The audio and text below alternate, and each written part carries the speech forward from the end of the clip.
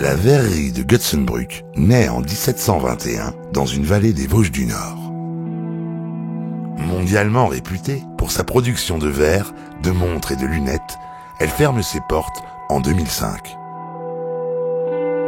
Mais il est une production plus intime qui la portera vers la légende. Celle des fameuses boules argentées entre 1858 et 1964. Elles étaient soufflées dans différents coloris, argentées et enfin obstruées par un bouchon en liège, relevé d'une élégante collerette en laiton frappé de la signature VG 1721. En 1964, sa fabrication est stoppée, victime de l'apparition de décorations de Noël en plastique. Tirée de son sommeil un soir de 1998, au Centre international d'art verrier de Meisenthal, la boule de Noël vit désormais une étonnante seconde jeunesse. Aujourd'hui, à Meisenthal, sont produites des boules contemporaines imaginées par des designers, mais également des boules traditionnelles.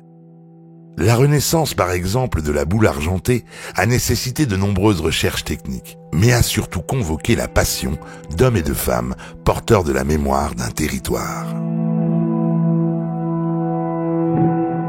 Je suis originaire de Gutsenbrück, je me souviens de ces fours, je me souviens de l'immensité de cette halle, de tous ces verriers qui travaillaient. Je les vois souffler des boules jusqu'à 60 cm de diamètre.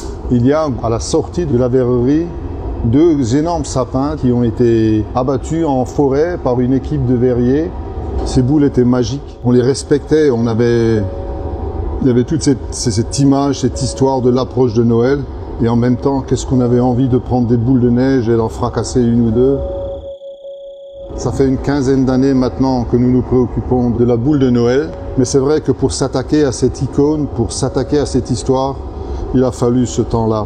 Il fallait retrouver les mêmes techniques, les mêmes gestes pour réaliser cette boule, avec les mêmes impératifs de diamètre, d'épaisseur, ce qui est très important par la suite pour l'argenture, et aussi, surtout, le diamètre, l'ouverture du trou, là où la boule se détache de la canne, parce que cet orifice-là sert aussi à adapter l'attache.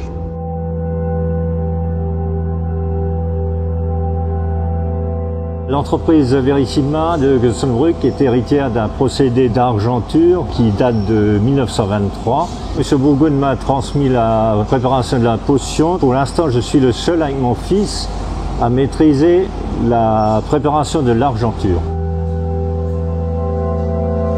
L'argenture, c'est tout simple. On prend un produit à verre transparent, du cristal, on le nettoie pour le dégraisser. Ensuite, il y a 3 préparations différentes qu'on verse et le fait de mélanger ce produit donne une réaction chimique et puis l'argenture, le nitrate d'argent, se dépose sur le verre. Pour le protéger, après, il faut le sécher ou mettre une couche de vernis. On les transmet à l'entreprise Modica qui a fait des recherches pour trouver une attache, une fermeture, parce que l'argenture doit être protégée de l'humidité.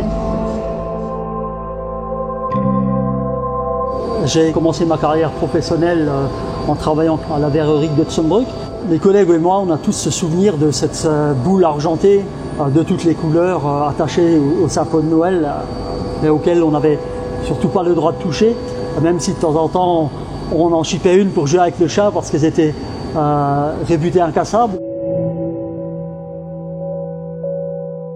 Le fait de devoir retravailler la fixation de la boule argentée avec des contraintes qui sont d'obtenir une boule parfaitement étanche pour conserver l'argenture intacte sur le long terme n'était pas une chose facile, dans le sens où lorsqu'on récupère les boules qui sont faites à la main, elles ne sont pas l'une comme l'autre.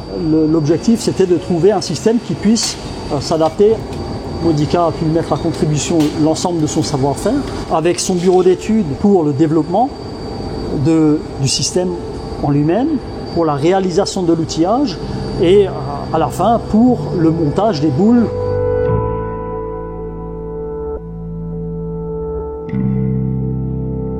La petite reine de Meisenthal, désormais couronnée d'une collerette frappée de 4 empreintes de pattes de mésange, signe de reconnaissance de la marque Meisenthal France, est un véritable retour aux sources.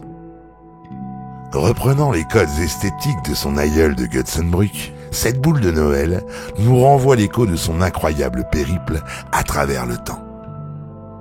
Aujourd'hui soufflée à Meisenthal, argentée et appareillée à Götzenbrück, elle exprime l'amour de geste perpétué depuis des générations. Une manière respectueuse de poursuivre une tradition sans la trahir.